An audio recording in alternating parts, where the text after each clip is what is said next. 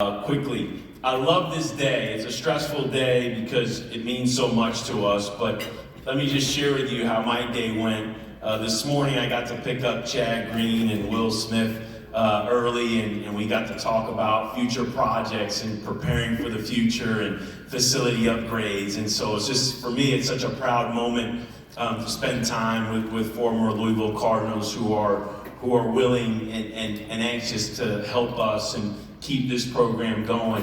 I got to have lunch with Henry Davis and Tyler Fitzgerald, and man, that was so cool. Like a proud papa, as I told their parents, man, just hearing them talk at lunch and, you know, at Republic Bank. And of course, I want Steve to have a Rolodex of all the big leaguers that have been a part of that tradition of having lunch with Republic Bank. It's awesome. And then to come to this event, if you recall, every year I say how much I love when we recognize the alumni, but it's gonna be hard for me to not wanna march you guys across the stage like we did tonight, even though, you know, yes, we're celebrating a 20-year anniversary of Jim Patterson Stadium. This program goes before that, and it's just awesome to see the alumni. So let's start now, spreading the word so you guys can get back here next January. Everyone's always interested in kind of our team book, and you know, as long as Eddie's been here, you know, Eddie's on his second go-round with Chasing Excellence. So we have about 3 or 4 team books. So if you've been coming for years, these are kind of staples, and hopefully you've read Legacy and Toughness and Chasing Excellence, but we only get them for a few years, so we recycle these books. We did have the freshmen. Each freshman had a chapter. So if you parents saw your freshman son reading a book over the winter holiday, that was encouragement, and they had to send that summary of the chapter they read. They did an outstanding job. Then we went to our next exercise this winter. We call it Hero Hardship Highlight. And as a parent, that's really cool, because just about every hero is a mom, really cool, a dad, there's an occasional brother, maybe even a sister, and sometimes there's a coach.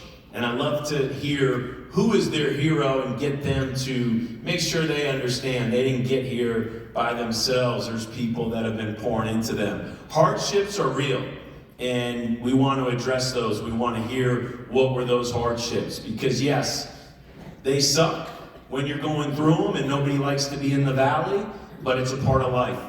And so we want them to open up about that, share that, and lots of times, because that hardship can lead to a highlight. I mean, it can lead to a highlight. Man, when you come out of the darkness and into the light, you come out of the valley, it's gonna lead to hopefully greater things. And that was an awesome experience. I always share a personal book, because these are kind of new. And last year I talked about scouting the enemy. I mean, it's just proud that, and Kevin Malone was a speaker on this stage. He was one of our guests at the Leadoff banquet because of his amazing baseball career, but a local kid that went to school here that had an unbelievable career in professional baseball. But the book is written on, you know, human trafficking.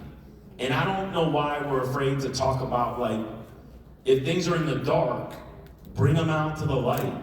And this is in the dark, and it's going right under our nose, in our country, in this city. And here's someone who's attacking that. Like, I was so proud. Dr. Schatzel, I nominated him for Alumnus of the Year. I went through the whole process and the whole form, right? We got Mr. Steve Traeger, one of our former own, an Alumnus of the Year here. And so I was like, man, this is awesome. And so all the pro guys, when they got their gift box at spring training, and they got some cool gear, and Chris Morgan puts a shirt in there, we put some baseball gear in there, they also had this book, Scouting the Enemy, because I wanted them to know about one of our very own who's fighting something in the dark. And if you haven't read it, it's not too late. Read it. Which led me to this year's reading. David Blake gets credit for 2 of the last 3 years. I've read a book that he gives me. I think he knows. Give it to Coach McDonnell on Thanksgiving. He'll read it over the winter break. And so this year, I read The Eat More Chicken, Inspire More People by Truett Cathy. And we all know Chick-fil-A. We're kind of familiar with it. They're a little different. and they're not open on Sundays, and man, those kids always seem to be smiling when we walk in there, and the manager's bouncing around, and so I think we've all been aware of that, but I wanted to read the books. I knew there had to be more in the book. And like many books we read, as we get older, it's like, man, I wish I'd have read that when I was 25. You know, so a lot of you 20-somethings in there, don't wait, like now. Like, we're doing the Bible again. I got Chris Morgan, I got a group of my buddies from high school, I got a group from college. I believe we got a group of our own players that are in the challenge of 2025 reading the Bible. So there's so many things that we wait. Man, don't wait. But what's cool about this book, as a 54-year-old, I thought, man, this book can inspire me, even today. And let me read just a little bit of it. He goes, I've always found more joy in giving when I did not expect anything in return. That's why I'm so thankful the Lord brought foster children into my life, truly needy individuals who need love more than money. Because we're all guilty that money can be the God that many are chasing. And there's nothing wrong with chasing money, but this guy's going to be known for way more than his success in building the Chick-fil-A brand. He's going to be known as an unbelievable grandfather to so many because of what he's doing in the foster world. He quotes this from his pastor. We impact others by the life they see in our routine as we live. If I were to ask you, who won the last 5 World Series, or the last 5 Super Bowls, or who won the Pulitzer Prize or the Nobel Peace Prize, many people couldn't give those answers. Now I can say we got 2 guys in here who've won 3 of the last 5, so way to go Duvall and Smith, I can remember that. But his point is, man, people are gonna remember you by how you treat them and the impact you have on them. He then goes on to say, but if I ask you, who are the 3 persons in your life who have influenced you the most, you can name them. 1, 2, and 3. Man, I'd like to think there's a little bit of something in all of us, man. I'd love to be 1, 2, or 3 in somebody's life. The core message delivered at the first operator seminar in 1971, which is a special year to somebody in my family. Sorry, Joe. Quote, build the business, guard the brand, take care of your people. What counts in the business is not how much money we make or how much chicken we sell. What counts is the difference we make in the lives of others. So pro guys, there's your sneak tip. You'll be getting one of those boxes, one of those books in your gift box at this spring training. And I hope you read it. It's very encouraging. We're actually scheduled to tour the amazing Chick-fil-A facility when we go down and play Georgia Tech in May. And I hope the players in the program are looking forward to it as much as I am. The word for the year, it's not something you'll see on a shirt, but for me, it's transformation. As soon as the season ended last year, we gathered as a staff and we made a decision, like there needs to be transformation. We need to make some changes. And so, as I thought about it, it dawned on me, it's the reason New Year's resolutions don't work. And I'm not here to crush, but let me bring some light as to why maybe your New Year's resolution didn't work. You see, you were trying it on conviction. And conviction's great. We all need conviction in our life. You go to church, you hear a great message from the pastor. You walk out of church on a Sunday, you are convicted. That's awesome. But the reality is on Monday morning, you're the same person. You see, transformation is change. Are you willing to make a change?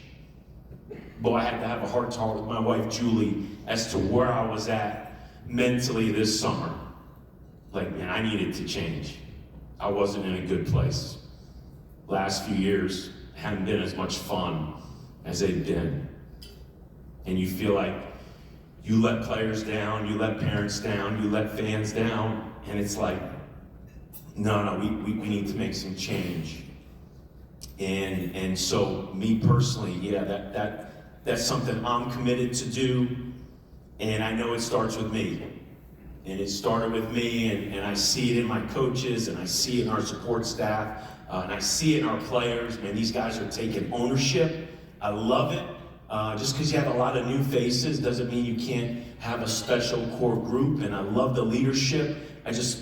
I'm excited about what these guys are doing. So backwards, how sometimes we would play a video when we walk up on the stage. We're gonna get ready to close here. But we're going to play this Elko message, and I'll follow up after we hear and watch the words.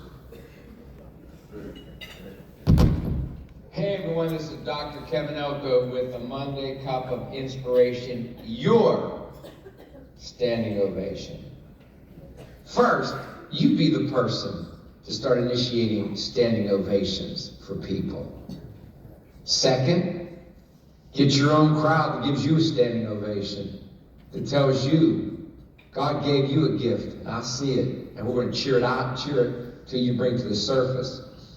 Go get yourself a standing ovation and start one. This is Dr. Kevin Elko. And several of you in here, I share the Monday Cup with you. Mike Wagner called me out and said, hey man, how come you haven't sent me the Monday Cup the last few weeks? And I'm sorry, Mike.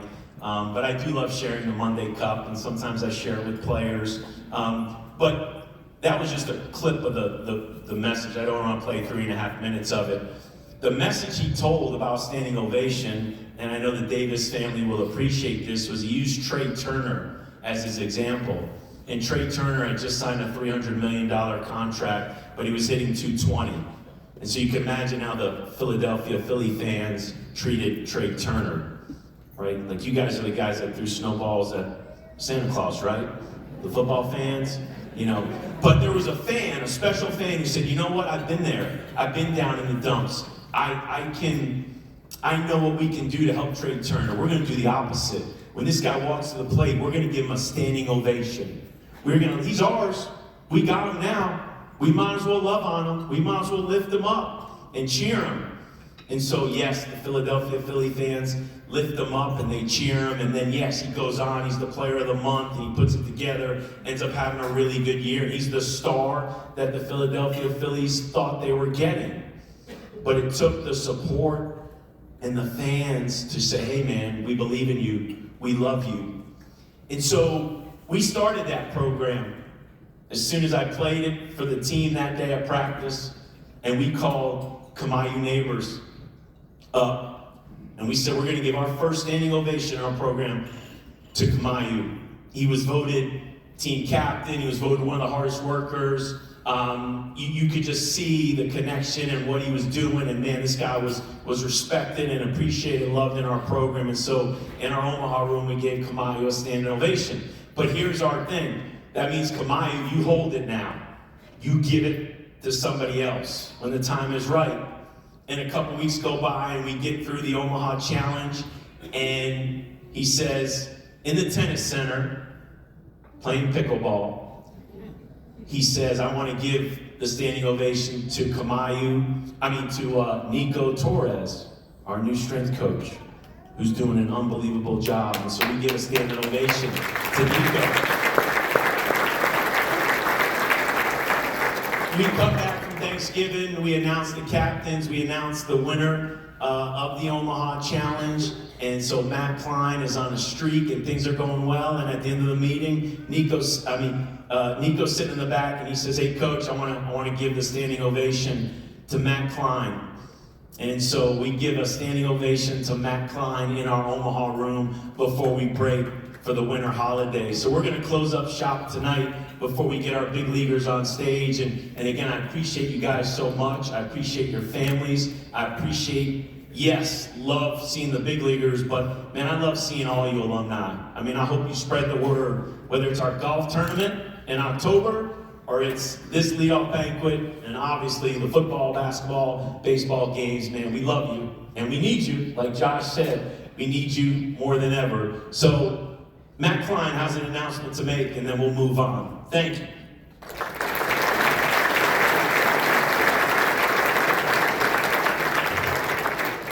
As Coach Max said, my name is Matt Klein, and I currently possess the standing ovation.